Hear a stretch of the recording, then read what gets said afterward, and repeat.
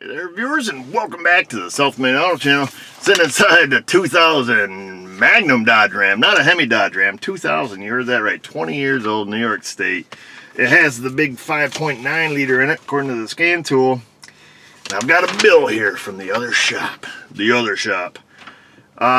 Customer complaint I wrote down: no AC, no speedometer, ABS, track, brake light, no power windows, airbag light, and intermittently power mirrors and heated seats don't work. That's a separate problem, I guess, that intermittently they quit working. At any rate, the other shop, it's a handwritten invoice, kind of weird. They banged them $351.48, and it left with all the same problems. So we are here to see what's going on. I took it for a drive. Now, the customer did tell me that all of this stuff happens, the no AC, or not the no AC, no ACs all the time. The no speedo, ABS, track, brake light, no power windows, and airbag light. If it happens when you first start it. If it doesn't, then everything works. So that's what they told me. Now, I did drive it. Initial test drive, I had speedo, no ABS light, windows went up and down as they do currently. No airbag light, nothing. Everything seemed to work fine. I had no AC in the sense that I had good blower operation, but no cold air. So, and then the power mirrors, they've worked every time I've checked them, but they said that's quite intermittent. So, what we're going to attack is the speedometer, ABS, track light, power windows, airbag light, because I assume it is all the same problem. On this one, old school truck, we're busting out the old school scan tool. My DRB right now is out on loan, so we're going to use the old Snap-on Barris. It's first time it's been fired up in a year or so. It works, and they seem to work well in these old Dodges, so we're going to use that. The Alltel doesn't work great on these. The Bosch doesn't work very great on these. The Snap-on is pretty rock solid, in my opinion, on these trucks. So I think I already know what the problem is, because I've fiddled, haven't touched anything, but I'm going to show you what's happening, I think. So currently the key is in the on position and the dash looks normal, and we come over here to the old scan tool and we can go into, I said the airbag light was on, so we will go into the airbag and we'll read codes. We have no codes there, we can communicate with it, and then we will go into, come on, analog brakes. This has 4-wall. Read codes, make sure we can talk to it. We have no active codes, no codes present. I should probably just get the stylus at this point. There we go. Now we're thinking. Let's go to stored codes, see if there's anything there. No codes there. Alright. So, here's what I'm thinking. Let's try this. They work. Let's go ahead and fire this pig up. Oh yeah, give me the power, baby. ABS brake light's off now. Everything's good, so let's shut her off. Let's start it back up. See if she won't cooperate with us. No sir. Try her again. All the way off. Key in and out. Back in. Oh, come on. Come on, girl.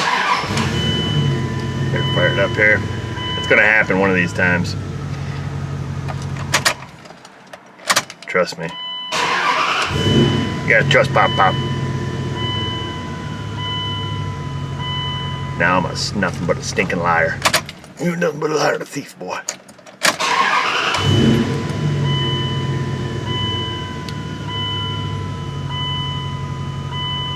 Shabam, we got an ABS light, we've got an airbag light. Now I'm willing to bet we got no power window, we got an airbag light, we have an ABS light. I'm thinking we're gonna have no communications.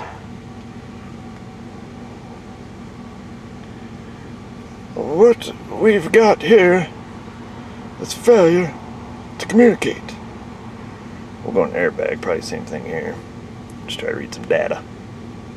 Or data, if you live everywhere else in the world. Oh, look at that, airbag can read. Interesting.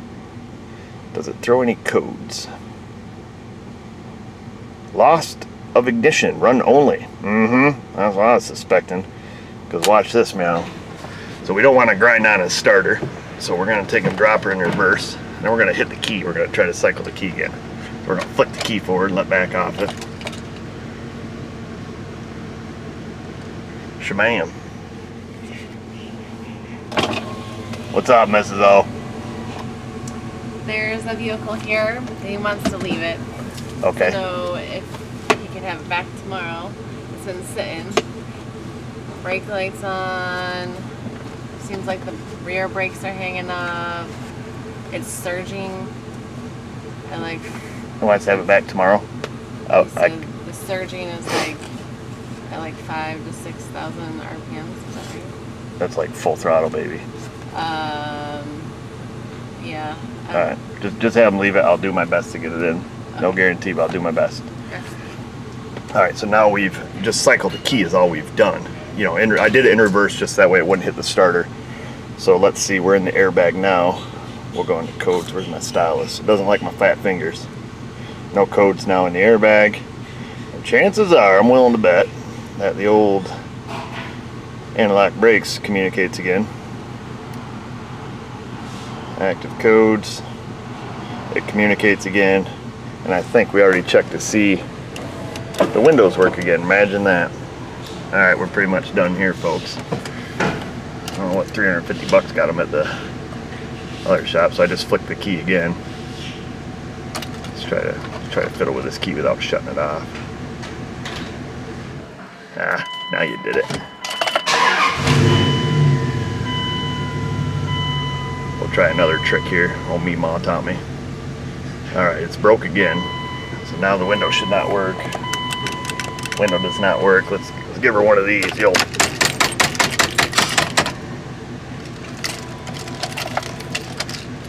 her the old flickaroo here.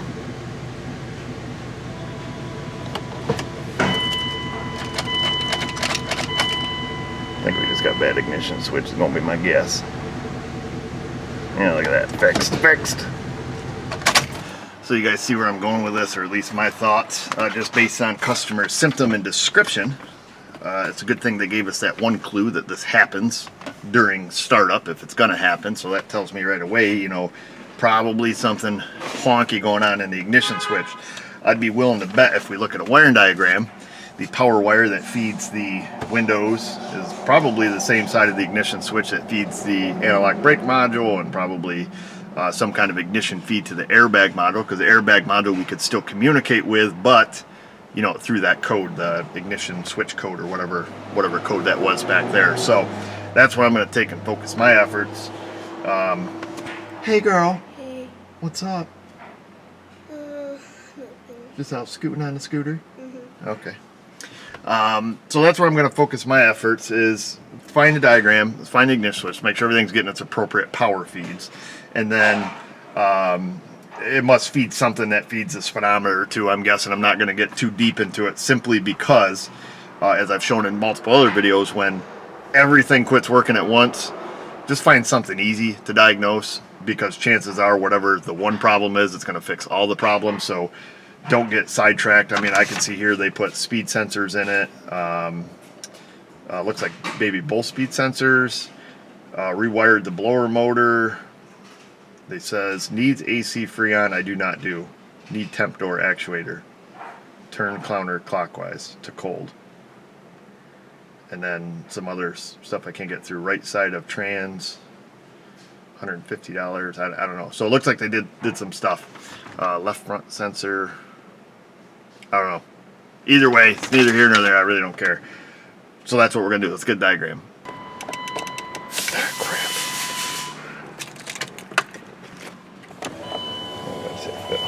Roll this up so we can hear. Big J over here doing an intake manifold. Intake on a 4.6, imagine that. So I've got our diagram pulled up here on the old Verus. And we can see that I'm not going to... I didn't want to do that. It's the one thing you didn't want to do. It's kind of hard to navigate. So we have power. Comes from our battery in through this fuse here. I think it's fuse 2, 30 amp. Comes down and around town. Goes to the ignition switch. Comes out on the run circuit. And then it comes down, that feeds fuse 2, 3, circuit breaker number 1, fuse 7, fuse 18. And they run, let's see what they run. They run blower motor relay, AC temp door, blend door, so it runs some of the blend doors. It runs the ABS controller, left power window, right power window, airbag control module. Starting to see the connection here, folks. And then it goes to diagram 3 of 3, number D. Let's see if we can find that. Diagram 3 of 3. There's 3 of 3. There's C.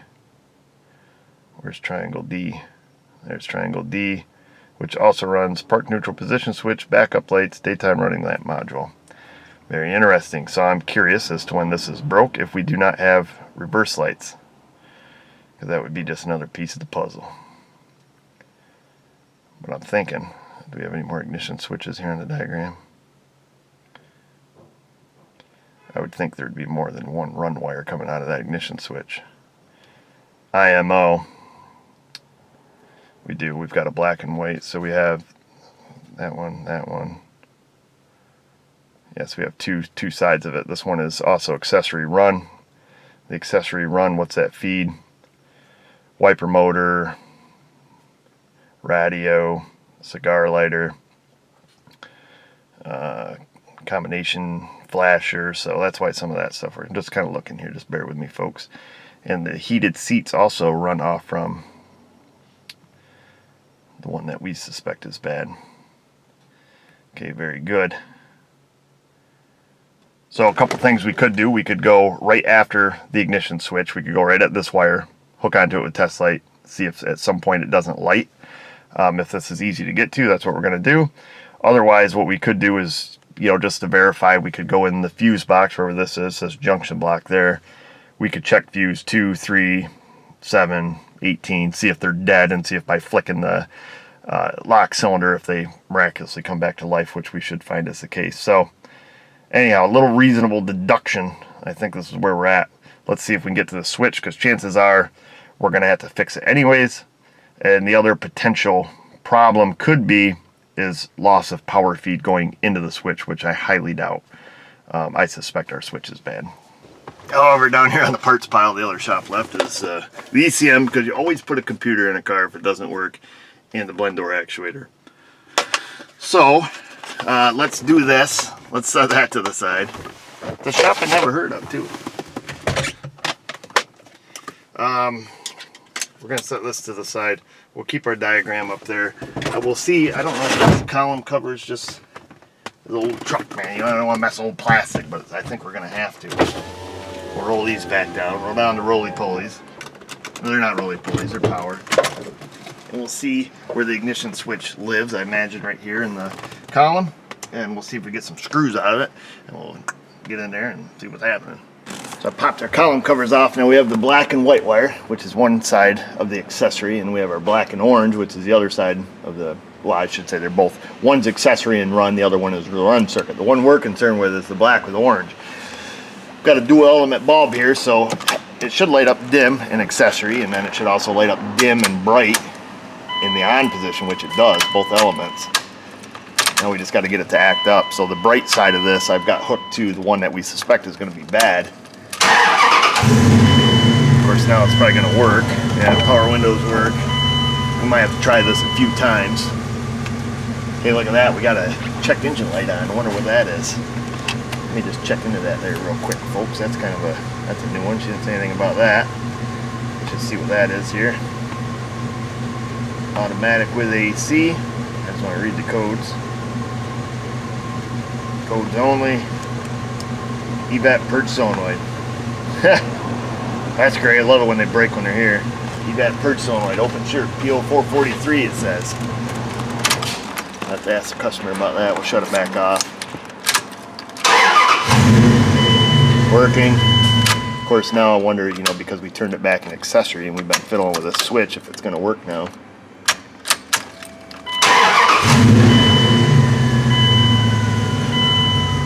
Come on, baby, just quit on me. Just fiddling with the ignition switch up here. Because if we just barely touch it and hold it right there, power windows quit, ABS lights on. Be nice to get it. You can see it flickering, hopefully. Just messing with this ignition switch up here. Turning it backwards doesn't do much. Of course, every time you make a video, it's never going to break, but You know, dang tootin', that's what's wrong with this thing. Yeah, he does lean on this key switch a little. Come on, baby. Brake permanently. Oh, now they're both out right there. All kinds of codes. Come on, just brake.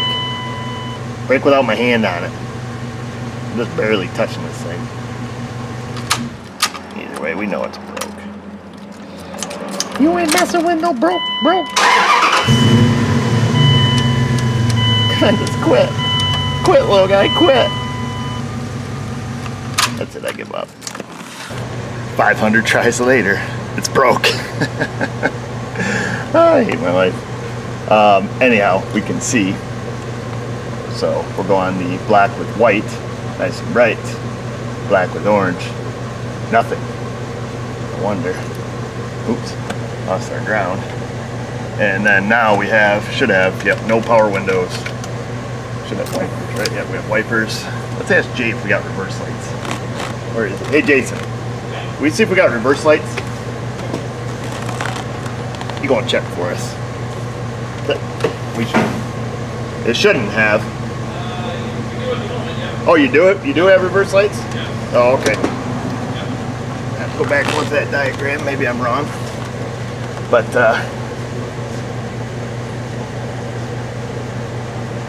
oh, no, it's because we regained power there again. Okay.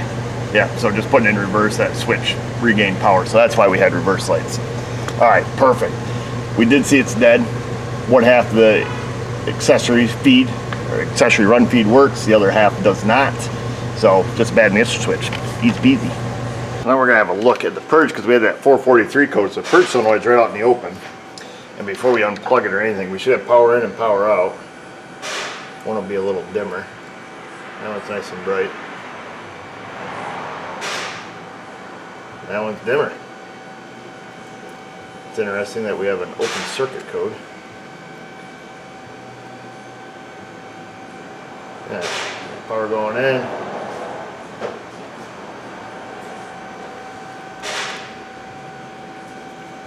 Yes or no?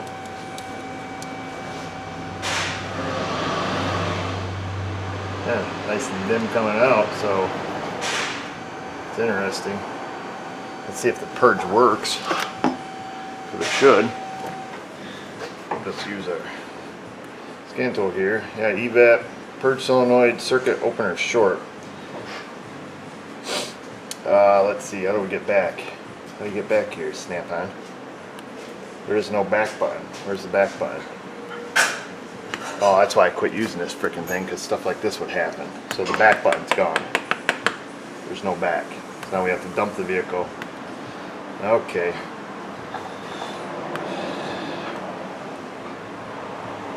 Frustrating. Well, auto ID it again. And just to show you that there is a back button there, because there's going to be like 1,000 comments like, bro, to go back you do such and such. We'll go right back in there. I'll show you there should have been a back button. Codes. Codes only. Bada bing, bada boom. So there we are. There's the back button up top. Maybe it was there before, but I didn't see it. Probably when I'm editing it, I will. I'll be like, what a ding dong. System test, evap monitor test, purge vapor test.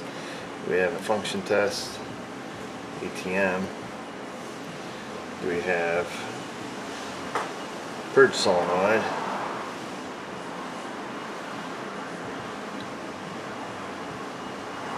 Let's see what the survey says here.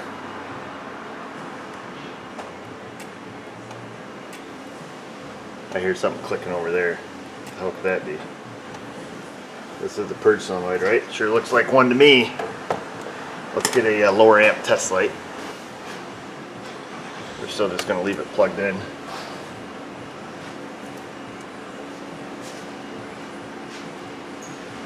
Shamo. Make sure we're across it. Back probe here. Let's turn this on again. Click, click, click, click, click, click, click, click. Wasn't clicking before when I was turning it on. That's kind of weird.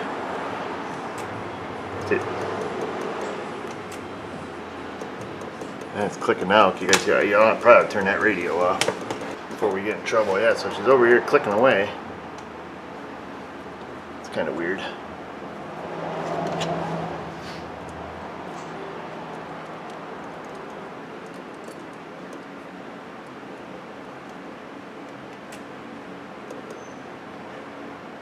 Yeah, light pulse and test light. Of course, the ECM can only handle so much current.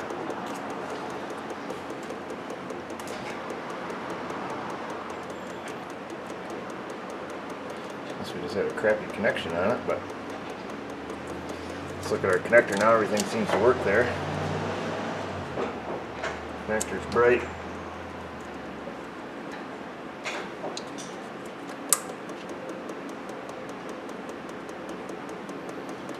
Don't know what to tell you. Purge solenoid's a pretty high failure item. What's resistance on these things? 30 maybe? Somewhere in that neighborhood would be my guess. Let's just see. Well, this one says 35.4. That seems legit. Maybe it's an intermittent. It's kind of weird. The customer didn't state that the engine light was on. I did see when I initially brought the vehicle in, when I was sitting there doing key cycles, that code did flash across the dash. I guess the good thing to do would be to check to see where its power source comes from. Is it related to the fuse business? I'll check into that. I doubt it is. It would be pretty bizarre that if this was the only thing that got its power feed, unless when we were fiddling. That seems to work just beautifully. I'll go look on some diagrams just to be sure. Actually, it's a good thing we looked, because that does feed off the ignition switch. So one of the other run circuits, the dark blue circuit, the one we didn't check, because there's actually 3 run circuits, the black with orange, which is ours, the one that we're looking at is dying, the black with white, and then there's actually a dark blue. I neglected to see which works in the start and run position. That goes to diagram 3 of 3, so we'll go down to 3 of 3. That goes to C, which powers fuse number 11 inside the vehicle, and that feeds the day-night mirror, overhead console, central timer module, and then it also feeds, scroll down, on diesels it feeds the AC clutch relay and fuel heater, or I'm sorry, it feeds the AC clutch relay on a gas job, and the only other thing it feeds is that purge solenoid. So I'm not going to get too excited with that, knowing that we have a failed ignition switch. So that's probably why we had that little issue there. So that makes sense. I'm glad I looked. I'm really surprised to see that that is the only ECM controlled unit that runs off that fuse. So kind of bizarre, but that's how it is. So that explains why it works, why the resistance check on it is good, and everything else kind of checks out there. So that's probably goofing up along with the ignition switch, being that it is part of that ignition switch feed. So all the pieces of the puzzle are coming together. Right, Mrs. O? You're the puzzler today? Today I'm the puzzler. So we're going to go through our list. No speedometer, check. ABS, check. Power windows, check. Airbag light, check. One thing we got to look at, allergies are killing me today, folks, just FYI, I'm a little sniffly, is the no AC. The ignition switch does have, as we discovered, power feed to that clutch, so that's something to know. And it also didn't have something to do with the actuators, if I remember right. The intermittent power mirrors and heated seats, I'm not super concerned about at this point. Mirrors haven't quit working. I check them every time. We'll fix all the big items, and if we narrow it down to just this intermittent power mirror deal, unless they get the power feed from, no, they wouldn't get the power, because your power mirrors work all the time, so that wouldn't have anything to do with the ignition switch, because power mirrors always work in a car. Heated seats, I don't know if those two are tangled together. I think the heated seats had part of that ignition feed, but the intermittent power mirrors, that's probably something on its own. Let's look at the AC. I hate tracking down intermittent problems, especially if it's like a once a month thing, you know, that's almost impossible, you know, unless you fix it till it's broke. So let's do the no AC, let's see what's going on with that, and then we can give an estimate and make the call. I think perhaps the best thing to do is to find a good ground. You always want a good ground. For what? I don't know. Door strikers are always good. Let's make sure, let's start it up. We're gonna make sure that all our ignition switch is working. You know, we wanna make sure if we're diagnosing that, we're not chasing, you know, the same problem we have been. So we got 3 feeds out of it. So here's our power feed in. There's power feed out, and our dark blue, remember, power feed out. I don't know what that wire is. That one's got power. Yellow's probably starter. So we have power. I got the power. We have power on everything, so let's turn on the old AC here. I don't know if it has a charge in it or not, but we'll find out. However, the other shop did say it needs Freon, which they don't do. Hey, the compressor just kicked on. That's good.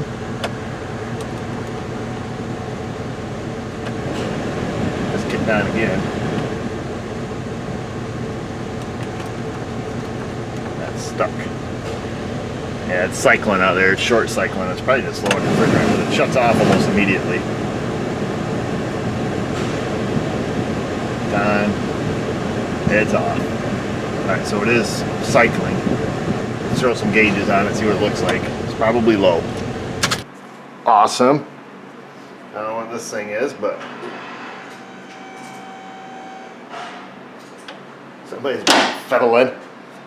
So this is the low side here, high side rather. And somebody's been meddling in things they ought not be meddling in. They've put some kind of pipe plug in it or something. So we'll hook on the low side, see what's happening. Well, she is a 20-year-old beauty. So it's bound to have a few trips around the block anyways. That age. At least I know I did.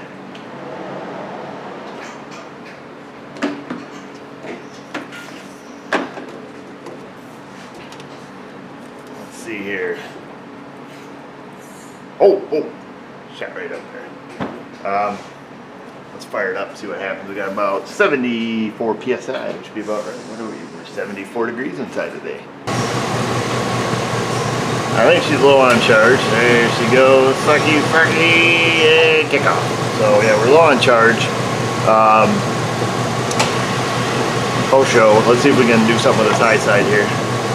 So I've got it recovering right now. We're going to pull the refrigerant out of it. We're going to see if we can fix this mess here. I see they've got it pretty squished down. Hopefully we can replace the Schrader. And I did get they stuck a little pipe plug in it. It looks like got some sealer of some sort on it. Maybe a quick sealer or something, I don't know.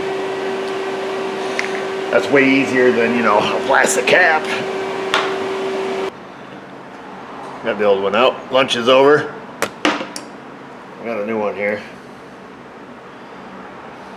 Get these little fellas right in stock. Put a little rubber grease on it. You see, it already has sealer on it. And a threaded portion. Like I said, they got the top of this thing pretty well chowdered up. We're going to see if we can very gingerly get her in there.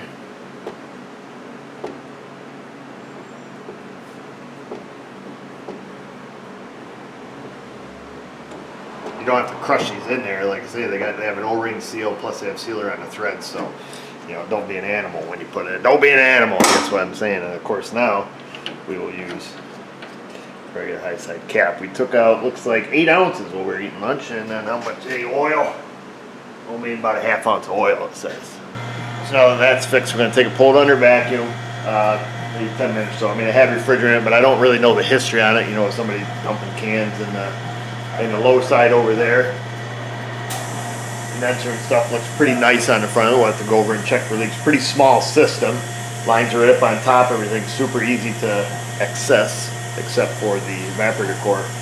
Inside, you know, so if that, you know, potentially has a leak, that's a little more difficult to get to. And then I think that's it on our list, isn't it? Yeah, AC. And I think, well, here's my thoughts. I was eating some lunch, watching some of the YouTube, and I was thinking the intermittent power windows or power mirrors and heated seats. I think what I would do is, assuming that, you know, we don't catch it in the act, I would fix this ignition switch, give it back to the customer, and say, you know, let me know if any of that stuff goes wonky again, in case it's all related. We're not going to spend a whole lot of time there. So after that's done, we'll charge it up. We'll see if it blows cold. So charge it up, put 2 pounds in it. Compressor's running. Give her some beans here.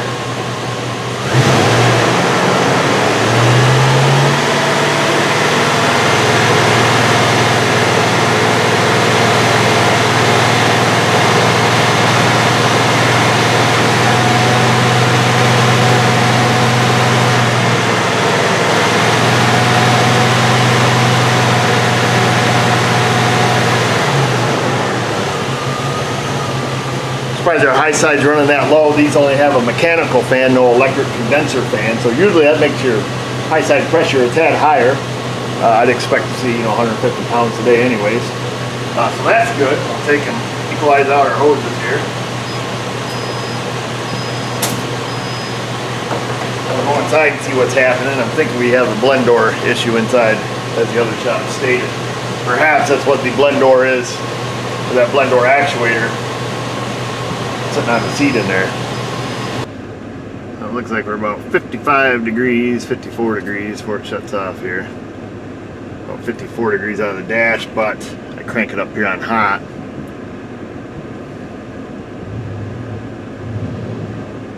And we're still 54 degrees, so good in the summertime, bad in the wintertime. I don't see anything happening here. Oh yeah, that changes. Oh, stuff going on the dash. So our mode seems to work. Switch it to the floor. Yeah, back to the dash. So that seems to work. That may even be cable operated. I don't know. But definitely not switching to heat here. So perhaps the fella took this thing off already, so I wonder where this goes. We're going to have to find out where the temp door actuator is in this thing, because obviously that's a problem. No accessory. There we go. No retained accessory, right? Alright. Fancy. Let's shut this off. I think we should be cooler, because I see outside right after the orifice tube it is starting to frost up, so maybe it's not shut all the way. So I looked on the dash, see everything runs on vacuum. I do see a temp door actuator here, which somebody has already taken the liberty of doing what I call the half-ass job. They've got one screw in it. They missed the peg on this side. However, it is in and attached, so some pretty shoddy work. I changed temp hot to cold. I don't see it moving down here. I went ahead and just unplugged it, plugged in the old one. I don't see that one moving, so we're gonna have to do a little checking. Obviously this one is put in wrong, missing screws and stuff like that. But let's see if we can figure out what's going on with this. First thing first, we're going to check powers and grounds. So blue should be power and black with green should be ground. Just make darn sure. And survey says nothing. Keys on. Make sure we're good here. No power or no ground, one or the other. So the next best thing to do would be go to check, make sure that ground's good, but everything's plastic. Oh no, we got a metal dash right here. So let's see if we have power but no ground. We are working on a Chrysler and they do like to have bad grounds. Nothing there. Let's go check our fuse. What fuse are you? Whoa! Hang on, folks. So here we are. Ground, power, same power that feeds the temp selector switch. Enhance.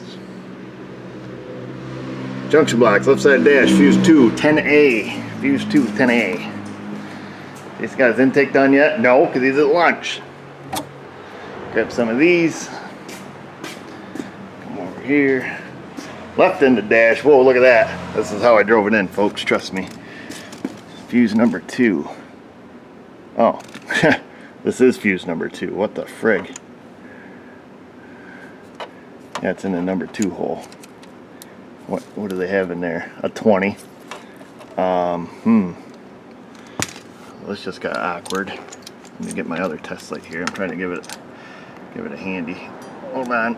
There we go. Let's clip this up on door check post because they make great grounds. Let's see what. Well, that one's hot. Well, why did they just have that shoved Can't see back in here. Let's pull that out. Is this pin up here no good?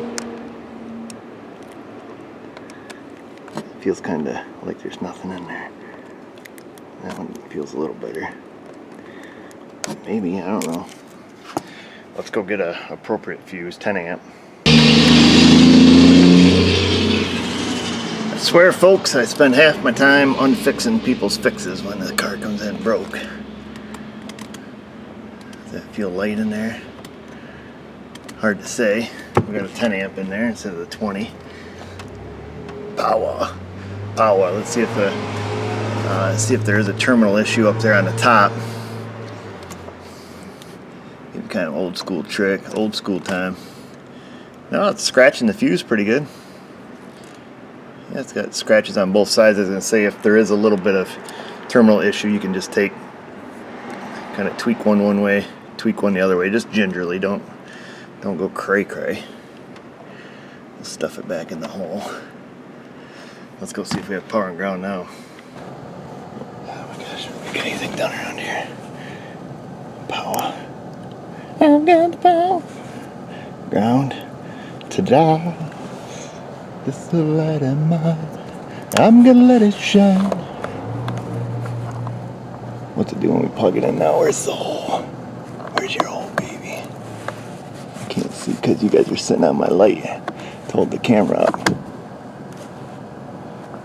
Of course, I got this thing all freaking cocked off. I'm gonna switch it. Oh, never mind, it's rotating right now. It must be self-calibrating of some sort. Is it? I don't know. They got it so freaking pinched in there. Let me just run it to reach up here. There we go. It's spinning now, baby. Probably loosen up that screw release, straighten this thing up. Freaking hacks. Alright, well, the car's not warmed up all the way.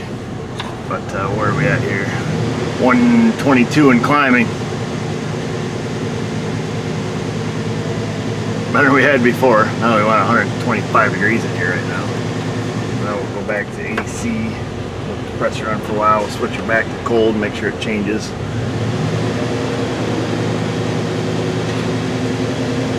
What's up, Mrs. O? Did Josh go at 12? What time is it? 12:59. Yeah, he should be back. I think I told him leave right at noon. For his 1 hour lunch break that we give him. We're great bosses, ain't we? Yeah, how come I don't get an hour? Could you get like 8 hours break all day? Just kidding, JK. You can have an hour. Go take an hour. Go take one, honey. Go to the massage parlor. Oh, right. Do they call them massage parlor? I think that's like a dirty thing, isn't it? Isn't that like an inappropriate thing? I think it is. Oh, you're done with this. You said you were... well, we diagnosed half of it, but we're still fixing all the rig-ups from the other shop. Oh. So you can see we're dropping now, folks. Get some air across that condenser.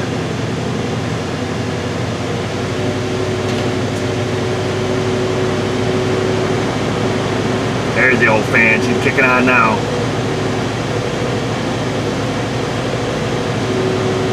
Yeah, so we're dropping 53. What's that for you folks across the pond? 284 Kelvin, 11.1 degrees Celsius. 10.8 so far, 10.7. So it's dropping. We're down to 50. We're going to be in the 40s soon. I mean, it feels nice and cold coming out, so I'm pretty happy with that. It does switch from hot to cold. Why did they have a 20 ampere in there? Then I imagine from the tape and stuff, they probably had this shoved in the other end of the fuse box.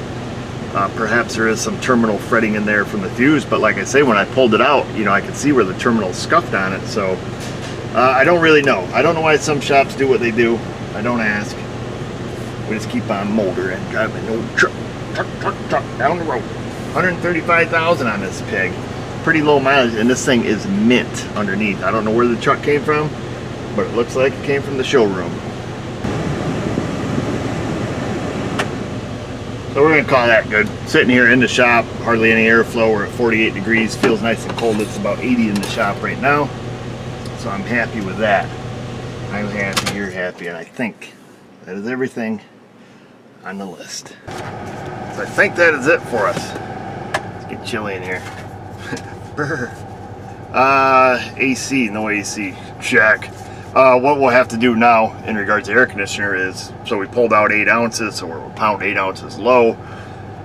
You know, we don't know, is this the original charge, 20 years old with no history. What I would do is I would just take my gas sniffer, I'm gonna go along the lines, gonna go on the compressor, across the condenser, and then, you know, call it. You know, we had that Schrader valve that was all rigged up. Was that leaking? You know, I don't know.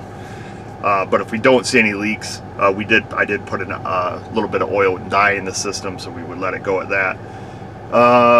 And I think that's it. So at this point, we can call the customer and say you need an ignition switch, because everything else we kind of fixed along the way, which is something that you have to do.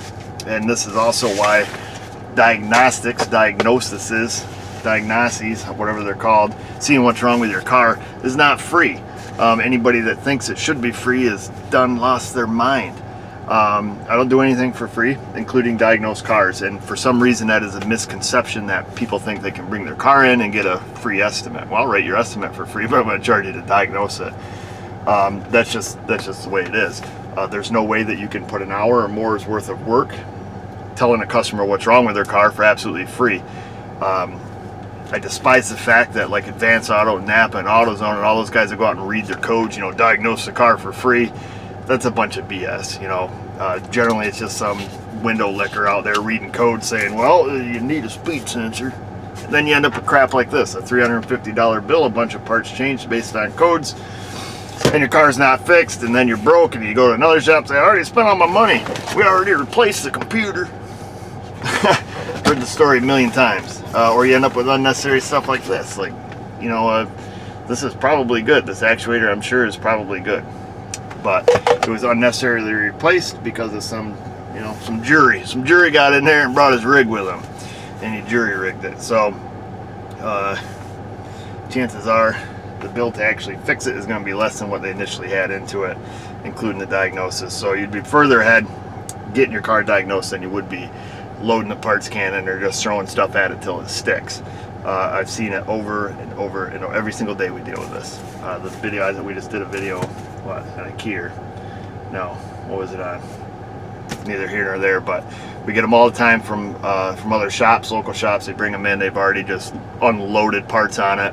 You know, ours might be a 10-cent fix because we fixed the broken wire. So just keep that in mind. Stuff isn't always complicated as it seems, especially when you have multiple symptoms with actually one cause. In this case, ignition switch.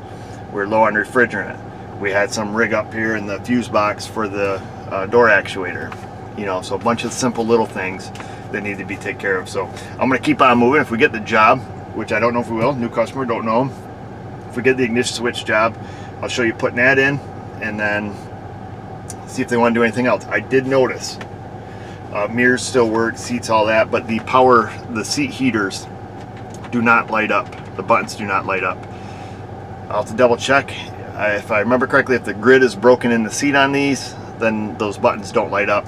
I'll see if they want me to put any time into that, letting them know where else, where we're at currently, and if they want us to diagnose those, I'll bring it along and show you what's wrong with the seat heaters. Maybe it's fuse number 1 that's missing in there. I don't know. So we're gonna keep moving. Well, you move on down to that comment box. Leave your questions, comments, criticism, concerns while you're down there. Subscribe and ring that bell. Find me on the Insta and on the Facebook. There are universal signs there. And that's all. That's a yibbity yibbity yibbity. That's all, folks. Thanks for watching.